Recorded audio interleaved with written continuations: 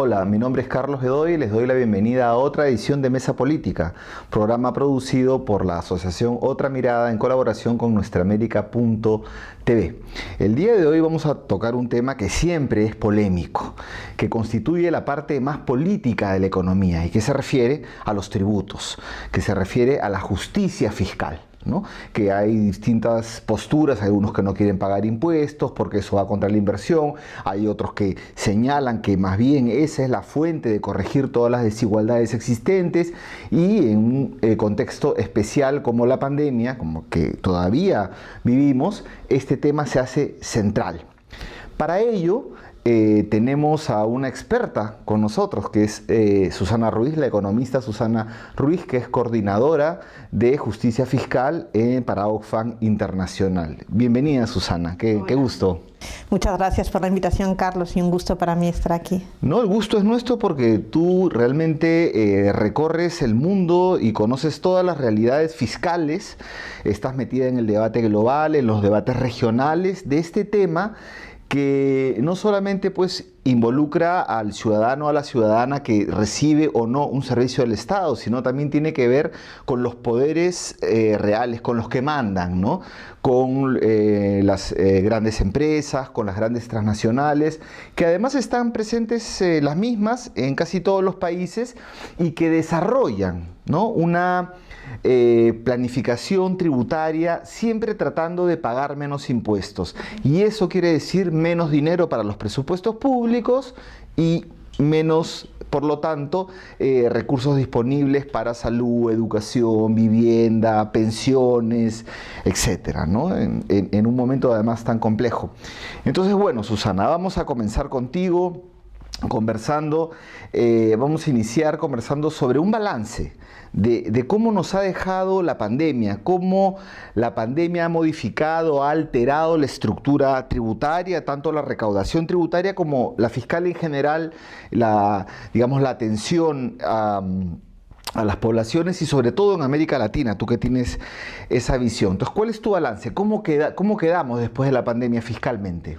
La verdad es que los países de América Latina en particular entraron ya muy debilitados fiscalmente a la pandemia, y eso ha condicionado la capacidad de reacción, la capacidad de poder tener más recursos públicos para invertir en esas políticas fiscales, en esas políticas de protección social de choque en un momento tan inesperado como los confinamientos, los cierres, etcétera.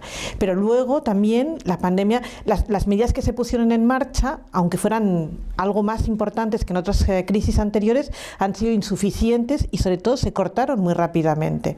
Estaban pensadas más para una pandemia, para una crisis corta, y lo que nos encontramos fue una pandemia muy larga, mucho más difícil, que ha tenido como un efecto de tsunami también en muchos países, y al final, cuando ya empezamos a ver el final un poco del túnel, nos llega esta crisis de inflación y hace que sea una especie de tormenta perfecta fiscalmente para los países. Entraron debilitados, la pandemia fue un agujero todavía mucho más importante que debilitó las arcas públicas, que ha generado mucha más deuda pública, que ha condicionado el ahorro futuro de la mayor parte de los países, y a este contexto nos encontramos con una crisis de inflación que ralentiza por la guerra, se inicia con la guerra, pero en realidad lo que hace es agudizar problemas anteriores. La inflación ya era alta en América Latina al final del 2021, la guerra y todos los efectos que tienen muchos otros países, lo que hace es una especie de estallido de inflación, sobre todo en sectores que generan un traslado muy automático a precios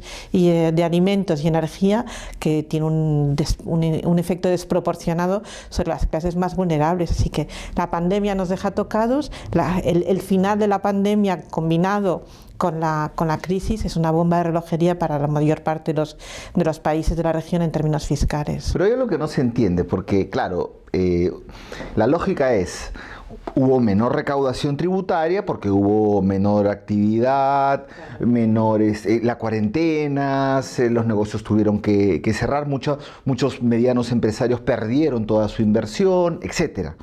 Pero al mismo tiempo, y esto lo ha denunciado Oxfam en julio del 2020, ¿no?, que más bien los bancos, el Big Pharma y los multimillonarios seguían haciéndose más millonarios. Entonces, ¿cómo? Y no se les puso un impuesto.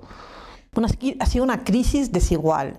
Ha sido una crisis que ha golpeado muy duramente a sectores más pequeños y más tradicionales de actividad que se han visto obligados a cerrar por los parones, los confinamientos o por ese crecimiento tan debilitado, pero ha sido una crisis que al mismo tiempo ha permitido el ultraenriquecimiento muy rápidamente de algunos sectores como el farmacéutico, como el financiero o como las plataformas digitales, porque mientras los sectores tradicionales han estado obligados a cerrar, muchos de esas empresas, grandes corporaciones, han seguido multiplicando su negocio a costa de los estados o a costa del cierre del colmado, de las tiendas pequeñitas, frente a las grandes plataformas digitales que han multiplicado por 5 su actividad durante este periodo de tiempo. Y que no se les logra cobrar bien. Bueno, Ellos, claro, ¿no? es decir, para estas grandes corporaciones nos encontramos con dos problemas al mismo tiempo. Por un lado, que son grandes estructuras que normalmente han sido diseñadas ya para pagar menos de lo que les correspondería en cada uno de los países en los que están, porque aprovechan los vacíos del sistema fiscal internacional, el funcionamiento de los paraísos fiscales, la opacidad que todavía hay en muchas estructuras, y esto les ha permitido enriquecerse muy rápidamente a costa de pagar en parte menos impuestos, porque desvían esos beneficios hacia los paraísos fiscales. Claro, nos estamos refiriendo de plataformas digitales, por ejemplo, como Zoom, que ahora todo el mundo usa, o Spotify, Netflix, y estamos encerrados viendo películas.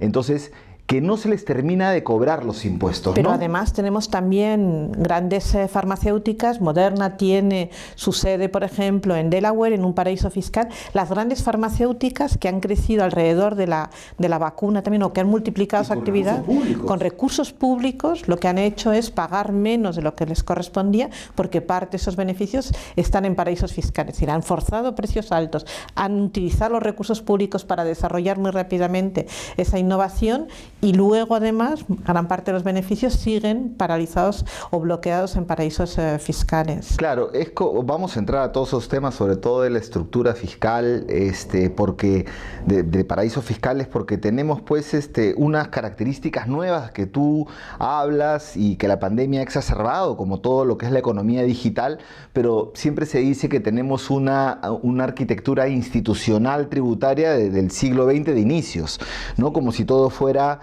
cobrar simplemente dentro de los territorios, cuando hay muchas modalidades para no pagar los impuestos, sobre todo los que más tienen. Yo recuerdo que cuando comenzó la pandemia se hizo una campaña, la impulsó la Tindá, la Red Justicia Fiscal, también Oxfam, por el impuesto a las riquezas, que tuvo algunas respuestas, como que en Argentina, en Bolivia, pero luego no caló. Y el argumento precisamente era, no, en este momento, ¿cómo vas a meter un impuesto a la riqueza?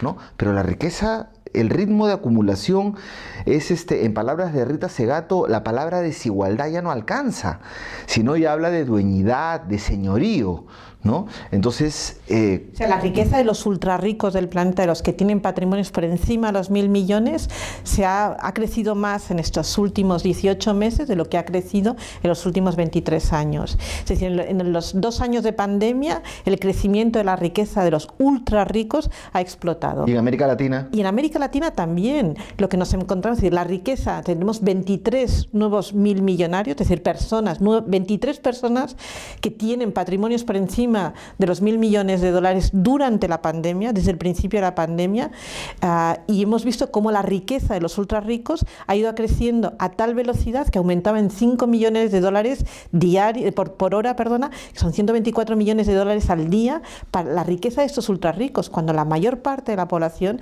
ha perdido mucho los recursos que tenía de los ahorros. ¿Aquí en América Latina? Aquí en América Latina. Que hemos aportado el 30% de los muertos a la pandemia. Exacto, es decir, mientras América Latina está aportando por esas dificultades y ese impacto tan fuerte de la pandemia, lo que hemos visto es que es una de las regiones en las que más ha crecido esta riqueza. Curiosamente, donde más ha crecido proporcionalmente la riqueza de los ultrarricos, Chile, Brasil y México, son países donde no hay impuestos al patrimonio neto. Es decir, no es solamente el hecho de que hayan concentrado más riqueza, sino que lo concentran en los países, además, donde hay una tributación de la riqueza prácticamente inexistente.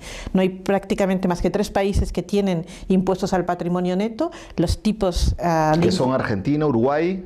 Colombia. Colombia, pero creo que Colombia está a punto de vencer, no lo han renovado. Tienen que ver, esperamos también que con el nuevo gobierno, una de las cosas que están anunciando es que tienen que renovar, rediseñar y hacer más eficiente el impuesto al patrimonio. Vamos a entrar en ese tema, pero antes de eso yo quiero una mirada tuya general de cómo fueron las respuestas, o sea, tú cómo evalúas las respuestas de los distintos países en términos fiscales, tanto de la parte tributaria como la parte del gasto en pandemia. ¿Y cuáles fueron ejemplos, por ejemplo? ¿No? O sea, la mayor parte de los países de la región, la respuesta fue en términos de paquetes fiscales, pero paquetes fiscales, inyecciones de recursos públicos para ayudar a contener el impacto en los hogares más vulnerables o en el empleo, para proteger en la mayor medida. Pero no ha habido realmente reformas tributarias. Lo que se han hecho es alivios tributarios. Lo que se han puesto en marcha son mecanismos para facilitar que aquellos que tenían que contribuir con los impuestos pudieran alargar los tiempos o pudieran rebajarlo temporalmente. Ha sido una especie de paréntesis fiscal, pero no ha habido reformas tributarias de calado, salvo, como mencionabas, en el caso de Argentina, donde se puso en marcha, por ejemplo, un impuesto, un aporte extraordinario sobre las grandes fortunas por encima del impuesto al patrimonio que ya existía. Pero en la mayor parte de los países no ha habido cambios. Entonces, salimos, es decir, generamos un esfuerzo pensado en ese corto plazo como una inyección de recursos potente, pero no hay reformas tributarias de fondo. Entonces salimos, es decir, en la respuesta a la pandemia lo que hacemos es tener menos recursos, pero con los mismos vacíos o los mismos problemas en el diseño tributario. Hemos reproducido, hemos mantenido esos desequilibrios fiscales que teníamos desde antes de la pandemia. Entonces, claro, es decir, cuando ahora nos tenemos que enfrentar a esta nueva crisis, ¿con qué recursos cuentan los países? Endeudarse es mucho más complicado y es mucho más caro en este contexto. Reformas tributarias, veremos ahora si los nuevos países donde hay un cambio de dirección se atreven o cómo la hacen, pero en los demás países no ha habido la voluntad suficiente para poner en marcha esas reformas tributarias. Bueno, es un consenso, digamos, a nivel académico, a nivel del activismo global, a nivel del periodismo económico que trabaja seriamente estos temas, que sin reforma tributaria no podemos avanzar. Y en los últimos meses, las últimas semanas, hemos observado y hemos tomado nota de algunas modificaciones. Tú eres española, vasca, ¿no? Española, y en España hace algunas semanas se ha presentado una propuesta a nivel legislativo por el gobierno para hacer unas modificaciones tributarias. En Chile también se ha desarrollado una reforma tributaria. En Perú casi, pero se perdió la oportunidad, lamentablemente, en un supuesto gobierno de cambio, que de cambio ya no tiene nada, sino más bien ahora es un gobierno de la contrarreforma. Y cuando estuvo el ministro Franque, más bien hubo la oportunidad de hacerlo con una propuesta modesta, pero que era un primer inicio. Entonces, quiero tu opinión primero sobre qué ha pasado en España y si eso puede ser un modelo replicable para América Latina, tu valoración sobre la modificación en Chile y, bueno, un poquito también sobre el Perú. Bueno, en España, desde el principio de la pandemia, no ha habido una respuesta tributaria muy generalizada. Se ha venido pidiendo una reforma fiscal en profundidad y no se ha logrado, pero sí se han logrado algunos cambios, como elevar la tributación, el tipo aplicable a las rentas más altas.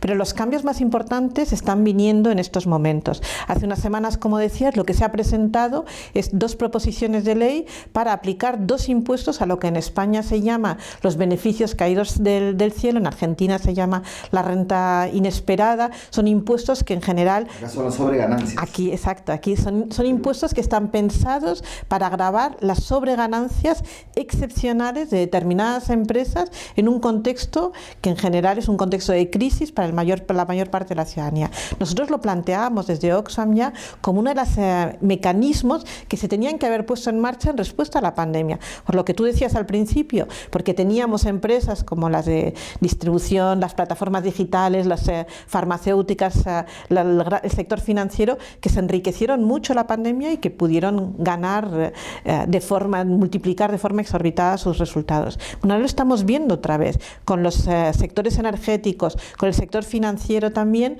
en el sector alimentario se han multiplicado también los precios, pero se han multiplicado los precios, se trasladan a los consumidores, pero lo que hacen es generar resultados históricamente récord que no habíamos visto nunca en esas grandes empresas. Las 5 grandes petroleras del mundo han tenido los mejores resultados de su historia. Lo estamos viendo también cómo se multiplican los precios en el sector alimentario. Entonces, es absolutamente injusto que algunas de estas empresas tengan resultados récord, mientras el conjunto de la ciudadanía tiene que pagar un coste adicional que supone un empeoramiento de las condiciones de vida de la mayor parte de los trabajadores. Entonces, ¿qué es lo que se está planteando? Si se producen esas sobreganancias, si no hay mecanismos suficientes de control, de topaje de los precios, entonces al menos lo que vamos a hacer es gravar esa renta adicional que se está generando para poder tener recursos y reinvertirlos la mayor parte de la población que está para mitigar ese efecto de la crisis de coste de vida, de la inflación. Ahora, entiendo, esto lo ha presentado el PSOE, el Partido y Podemos, que son la coalición de gobierno, y que parece que la correlación de fuerza va a permitir que se apruebe, ¿no? De momento, al menos, son 2 iniciativas de ley presentadas por la coalición de gobierno, por los 2 partidos principales, que ahora tendrán que negociar con otras fuerzas del arco parlamentario para ver qué apoyos tienen. Pero son 2 impuestos que esperamos realmente permitan recuperar parte del resultado tan obscenamente positivo que han tenido algunas de esas grandes empresas en el financiero y en el sector energético. Y eso será tiene un efecto de mitigar en parte el daño generado por la inflación. Y es un impuesto diseñado de otra manera, pero que también está en marcha ya en Italia, que ha sido aprobado en Reino Unido, que ahora está en discusión en otros países como Bélgica, se está planteando si podría entrar también en Irlanda, en Grecia también ha sido aprobado, incluso en Hungría. Es decir, es un impuesto que parecía antes imposible y que ahora se está recuperando. Mira, qué importante, ¿no? Un impuesto a las sobreganancias, un impuesto como ustedes le llaman, ¿cómo le llamaban? A los beneficios caídos del cielo. Los beneficios caídos del cielo. O sea, eso hace referencia a que el inversionista no tiene que poner un sol más, un dólar más, no tiene que innovar en nada, no tiene que innovar en tecnología, no tiene que pedir crédito, no tiene que hacer nada, simplemente con lo mismo de inversión que tenía de determinada tasa de ganancia, luego por cuestiones en las que nada tiene que ver él, le cae cantidad de plata y eso no se grava. Es lo que no es porque sean mejores empresarios o no es porque hayan tomado decisiones empresariales más brillantes, sino porque se están aprovechando de unas condiciones, de un escenario de mercado, y tiene una parte de especulación detrás, pero eso se traduce en hambre en muchos países, en un empeoramiento de las condiciones de vida que no es asumible en condiciones democráticas. O sea que en España le van a meter el bolsillo a Repsol. En España le van a meter el bolsillo a Repsol, a otras compañías energéticas españolas y internacionales que operan en España y que facturen más de 1.000 millones, y también por primera vez al sector financiero, que fue quien se llevó los mayores apoyos públicos en España. A BBVA, Santander, etcétera, etcétera. Bueno, eso es la realidad en España, me parece muy bien, eso es muy positivo. En Chile también ha habido una reforma tributaria hace poco. En Chile se presentó en el mes de junio también una propuesta de reforma tributaria, y también tiene unos elementos muy potentes, es decir, porque apuesta a subir las rentas más altas, apuesta a aprobar un impuesto al patrimonio también por primera vez en Chile, tiene un foco también en la lucha contra la evasión fiscal, en la puesta en marcha de medidas de control de esa evasión fiscal, y tiene también un componente de utilización de los recursos para proteger o para garantizar la transición energética a una economía mucho más verde y sostenible. Entonces tiene algunos elementos que son realmente muy muy potentes, que apuestan también, entre otras cosas, a gravar más las sobreganancias que cuando se producen en el sector del cobre, por ejemplo. Entonces, diseñado de otra manera, porque en el caso de Chile el objetivo es que sea permanente, pero el gobierno chileno incorpora entre esas medidas la posibilidad de capturar mejor las sobreganancias que se producen en un sector estratégico como la exportación de cobre cuando se da. ¿Y cómo ves la correlación de fuerza ahí? Bueno, en el caso de la reforma tributaria tiene un apoyo bastante amplio.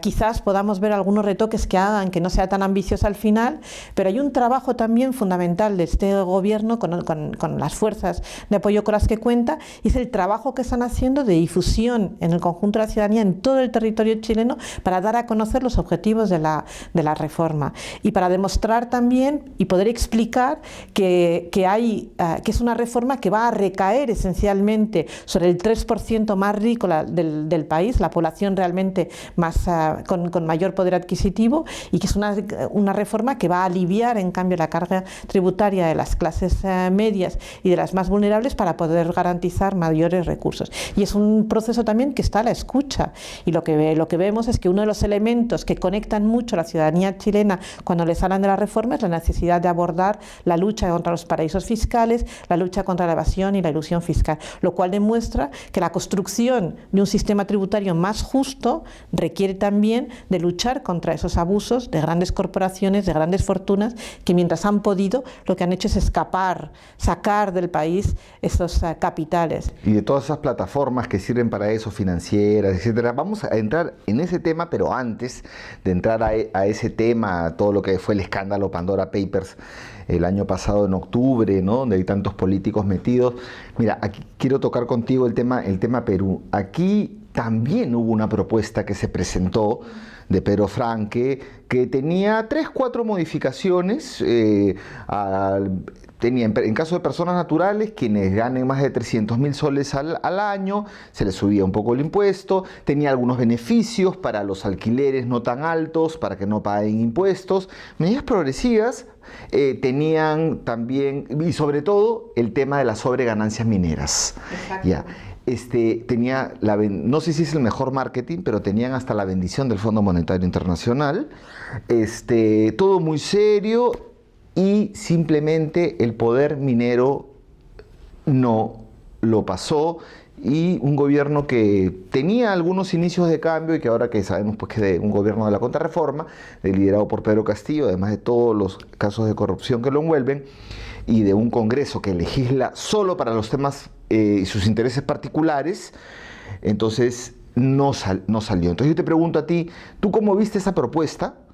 Y bueno, no sé si también evalúas que es una oportunidad perdida en el caso peruano. O sea, veíamos esa propuesta con mucho interés y con muchas expectativas también, porque era la primera oportunidad en muchas décadas en el caso del Perú de recuperar algunos de los vacíos, de los retrasos históricos que había. Es decir, esa parte de diseño en el sector minero era muy importante. También hablaba de elementos de gravar la economía digital. En realidad había identificado bien algunos ámbitos que eran de mayor urgencia. Es decir, faltaban reformas, pero al menos priorizaba algunos elementos que eran importantes y que estaban muy reconocidos como retrasos e injusticias, inequidades que presentaba el diseño tributario peruano. Entonces era una buena oportunidad para recuperar equidad, capacidad tributaria. Es decir, Perú es uno de los países que menos recauda con respecto a su riqueza de América Latina. Es decir, no tiene ningún sentido. Y por eso, en realidad, es decir, porque en el contexto de la pandemia, además, en el caso de Perú, ha habido un crecimiento de la deuda que era bastante más elevado proporcionalmente, o sea, aunque no es uno de los países más endeudados, pero sí ha habido un crecimiento de la deuda relativamente rápido y alto, y en parte por esta razón el Fondo Monetario reconocía que la salida para el caso del Perú era la de aprovechar sus reformas tributarias para generar esos recursos, y que además no iban a afectar ni al crecimiento del país ni al desarrollo económico del país. Pero los intereses creados de algunas grandes corporaciones, entre ellas el sector de la minería, impidió que esto pudiera funcionar. Y ahí también algunos, digamos, componendas en el Congreso incluso de la propia bancada de gobierno, ¿no? Y además Castillo nunca se comprometió con esa reforma.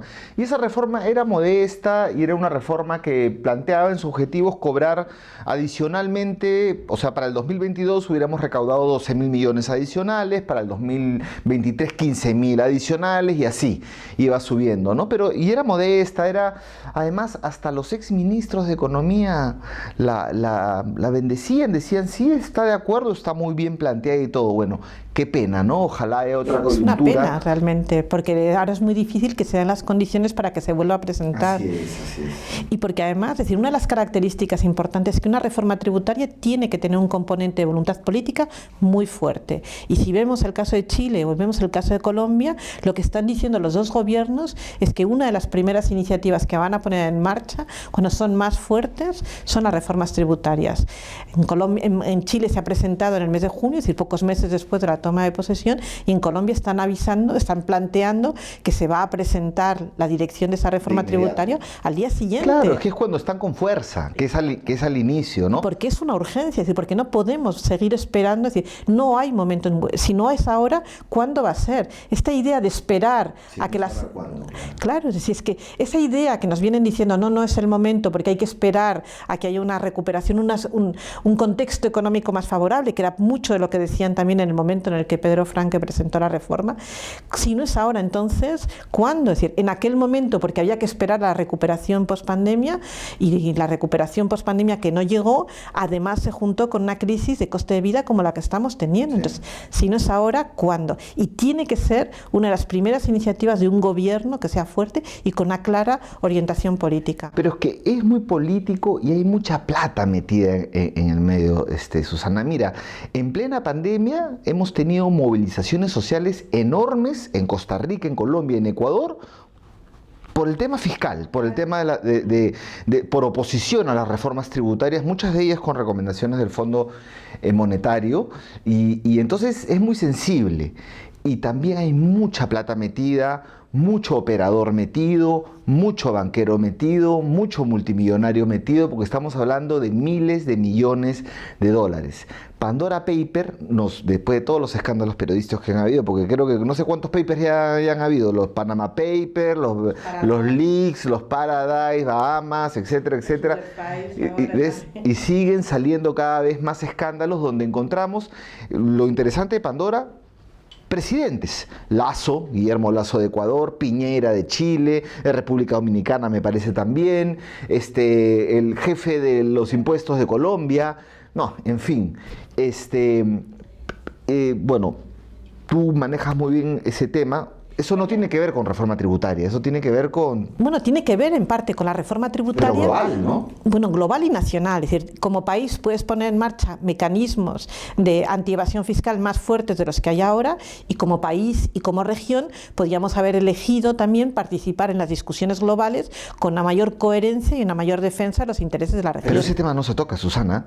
Por ejemplo, CELAC el año pasado, la sexta cumbre, muy bonito, todo, relanzamos, vienen los gobiernos progresistas, ponen los derechos especiales de giro, hasta la agencia espacial, pero lo fiscal no lo tocan. Entonces yo te pregunto a ti, ¿por qué no lo tocan? ¿Por qué es tan difícil tocarlo? ¿Y qué oportunidades políticas hay ahora mismo en América Latina? Bueno, nos ha tocado porque tiene esa dimensión política al final. O sea, los Pandora Papers nos dieron esta realidad de tantas personas políticamente expuestas de un nivel tan alto estaban implicadas, no solamente implicadas, es que mirando los casos de Colombia, de Chile, de otros países, de Ecuador, lo que veíamos es que esos presidentes o esos altos cargos estaban utilizando exactamente los resquicios de la ley. Ellos conocían exactamente dónde estaban las fisuras que podían permitirles aprovechar mejor esos vacíos, y cómo han ido utilizando, desplazando sus capitales de un paraíso fiscal a otro, buscando al final incluso Dakota del Sur en Estados Unidos, países o estados que se han convertido en un auténtico búnker para las grandes fortunas. Por ejemplo, es decir, ellos sabían exactamente dónde tenían que llevar esa plata, a qué paraísos fiscales y cómo la tenían que estar moviendo. Entonces, esto nos demuestra que es muy difícil que en la región haya un avance en una integración regional con todos los países alrededor de la mesa, mientras muchos de los que son responsables o deberían de haber sido responsables de impulsar estas políticas han estado aprovechándose de los vacíos para enriquecerse. La oportunidad para mí ahora, es decir, esperando a que haya una recomposición regional, en el corto plazo está en países como Chile o como Colombia, donde tenemos a dos presidentes, próximamente ya nombrado Petro en el caso de Colombia, pero tenemos dos presidentes que durante la campaña electoral y desde que están en el mandato en el caso de Boric han dicho que quieren priorizar la lucha contra los paraísos fiscales, y lo han dicho además desde la necesidad de generar una coordinación entre los países de la región. No hay ni un solo espacio de coordinación de políticas tributarias en la región. Hay espacios técnicos que además muchas veces están coordinados por la OCDE y por organismos internacionales, pero no hay un espacio técnico, no hay un espacio político realmente donde se converse, donde se aclare, donde se marque la dirección de las reformas tributarias que serían necesarias para la región, donde se pongan de acuerdo sobre qué tipo de negociaciones tendrían que estar teniendo o cómo participar en esos espacios globales, y no se está avanzando en cosas concretas de lucha contra los paraísos fiscales dentro de la región que supondrían un cambio muy importante. Entonces, quizás ahora con Chile y con Colombia, lo que esperamos desde las organizaciones de la sociedad civil es que estos dos países den un paso adelante y hagan realidad eso que han estado diciendo y anunciando, de que es el momento de una coordinación regional. O sea, la propuesta es que Boric y Petro lideren a nivel regional la lucha contra los paraísos fiscales. Contra los paraísos fiscales, contra la evasión fiscal, por la tributación de la riqueza, pero empecemos por cosas concretas donde ellos ya han manifestado que tienen una voluntad de buscar esa coordinación regional, y busquemos también pasos que no se queden solamente en declaraciones de hay que luchar contra los paraísos fiscales, sino que se conviertan en acuerdos, en pasos concretos, en convenios. Claro. Es decir, ya se han hecho en otros espacios, en el ambiental, etcétera. Necesitamos que esto pase también en lo tributario en la región, porque si no es ahora, es muy difícil que consigamos una masa crítica, un poder suficiente que se enfrente a esos intereses de grandes fortunas, de grandes empresas o de sectores como el minero en el caso de Perú, que son capaces de tumbar reformas tributarias. Tiene que haber esa coordinación regional. Y Boric ya lo anunció cuando fue a la Cumbre de las Américas. En Los Ángeles, ¿no? Hace un par de meses. Y estuvo con el presidente Biden, ya le dijo que para él, para Boric, la construcción de una región menos desigual en América Latina tiene que pasar también por la lucha contra los paraísos fiscales y la cooperación. Exacto. Y que esto era una de las cuestiones fundamentales. Y pronto encontró también un respaldo en el presidente Alberto Fernández en Argentina, que también ha reconocido la necesidad de luchar contra los paraísos fiscales. Y sobre todo en el caso de Argentina, que tiene un problema de flujos ilícitos, porque la salida de capitales es súper fuerte y es lo que marca pues la economía argentina en las últimas décadas, ¿no? Desde el inicio, creo. Pero tú has dicho algo, ¿no? Que los políticos dicen hay que, y entonces del hay que pasar a la acción. Tú estás diciendo hay que. Entonces, las organizaciones sociales, ¿qué tienen que hacer? Las organizaciones tenemos que estar apoyando, impulsando, recordando, presionando a los gobiernos para que no dejen pasar esta idea de los discursos buenos. No, pero Boric y Petro, ¿qué hacer con ellos? Boric y Petro tienen que generar un espacio donde eso vaya a suceder. Una cumbre, un acuerdo, una declaración conjunta que luego permita a otros países sumarse a esa iniciativa. Tenemos que ver cómo poco a poco va creciendo. Es decir, veamos después si se pueden sumar países como Honduras, qué es lo que pasa en Brasil, pero tiene que haber este momento desde el liderazgo de dos países que muestren que quieren generar una reconstrucción de las economías latinoamericanas basada en la coordinación y no en la competencia. Y en este momento no nos podemos permitir la competencia.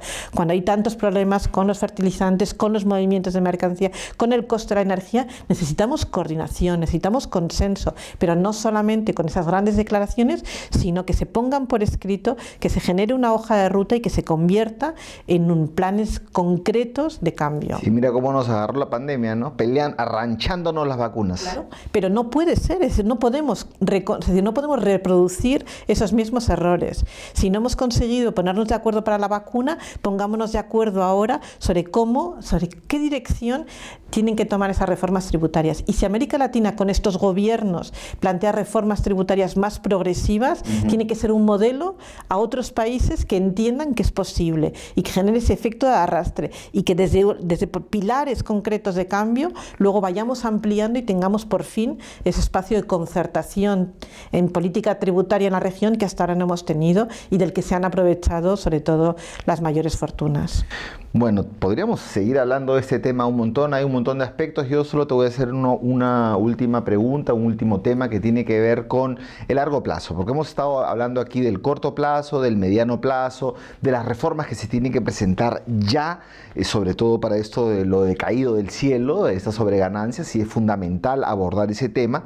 Pero también hay otras cosas que son más de largo aliento y que se necesitan. Y tiene que ver, por ejemplo, con la arquitectura tributaria internacional.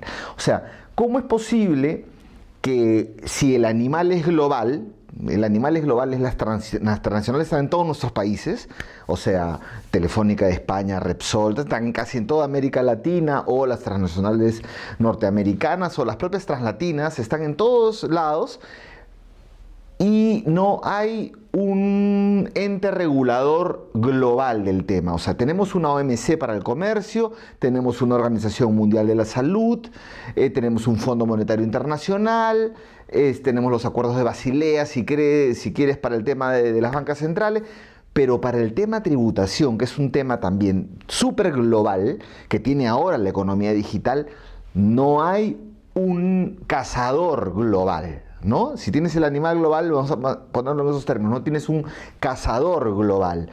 Y este cazador global se ha hablado mucho, ¿no? Está lo que era el Tax Body o su partida de nacimiento, que es una convención de Naciones Unidas. Bueno, en fin, el largo plazo, Susana. Bueno, lo que hemos visto es lo que tú dices, que es un animal global al que no se le han puesto trampas globales, sino que se ha pensado que poniendo unos cordelitos ahí en las fronteras podíamos evitar que... Contra los animalistas.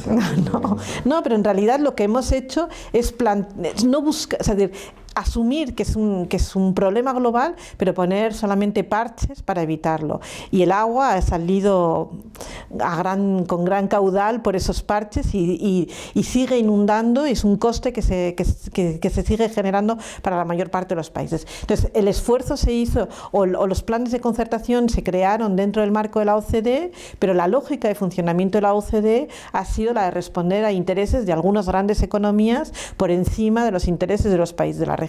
Entonces, el funcionamiento de la arquitectura fiscal internacional hasta ahora está sesgada desde su nacimiento hacia los intereses de los países que han dominado esas agendas. Entonces, necesitamos plantear, decir, si el problema es que tenemos reglas injustas, necesitamos un espacio, una mesa alrededor de la cual se sienten con mayor poder, es decir, no solamente con presencia, sino con poder de negociación, todos los países con capacidad de influir en las mismas condiciones en el diseño de esas reglas. Esto es lo que sería un organismo fiscal internacional, o la articulación alrededor de una convención que se dé en Naciones Unidas, donde hay un poder o una correlación de fuerzas que responda más a la transparencia y a la participación más equitativa que dominada por otros organismos internacionales. Entonces, la cuestión es que si en el marco de la OCDE no hemos tenido una correlación de fuerzas suficientes, si los resultados que se dan no son suficientes para reconocer las necesidades de los países de América Latina ni de otros países en desarrollo, la cuestión es hay que buscar otra mesa. Pero no podemos solamente pensar tampoco inocentemente que desplazando el problema de una mesa a otro la estamos resolviendo. Es decir, hay que pensarlo también. Eso demora, ¿no?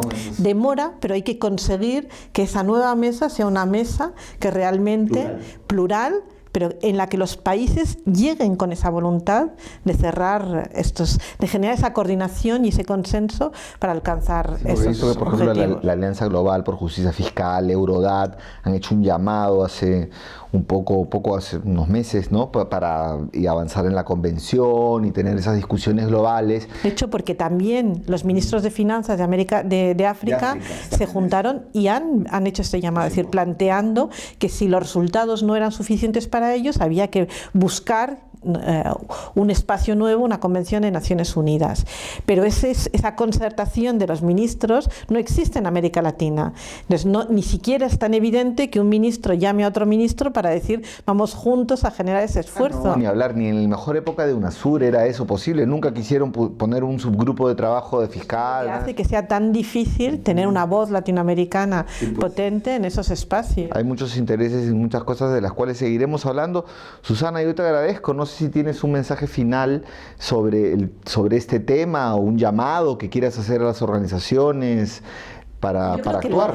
Tenemos una oportunidad histórica y se ha repetido mucho, pero sigue siendo una realidad con los cambios de gobierno en Chile y en Colombia, que puedan arrastrar a los efectos de otros países también y sumar una proporción de la población latinoamericana muy sustantiva. Entonces, es el momento y es una exigencia que deberíamos tener como organizaciones de la sociedad civil, juntarnos, plantear juntas una exigencia a estos gobiernos para que pasen del hay que, de esas expectativas grandes que se han ido generando, para una acción concreta que luego todos podamos estar apoyando, podamos amplificar y podamos también exigir una rendición de cuentas adecuada. Es un momento único y no lo podemos desaprovechar, porque luego nos vamos a enfrentar a nuevas crisis y seguiremos estando sin las capacidades adecuadas. Y ese será el inicio, sí, de estos gobiernos muy expectantes de Chile y de Colombia. No es el caso de Perú, pero bueno,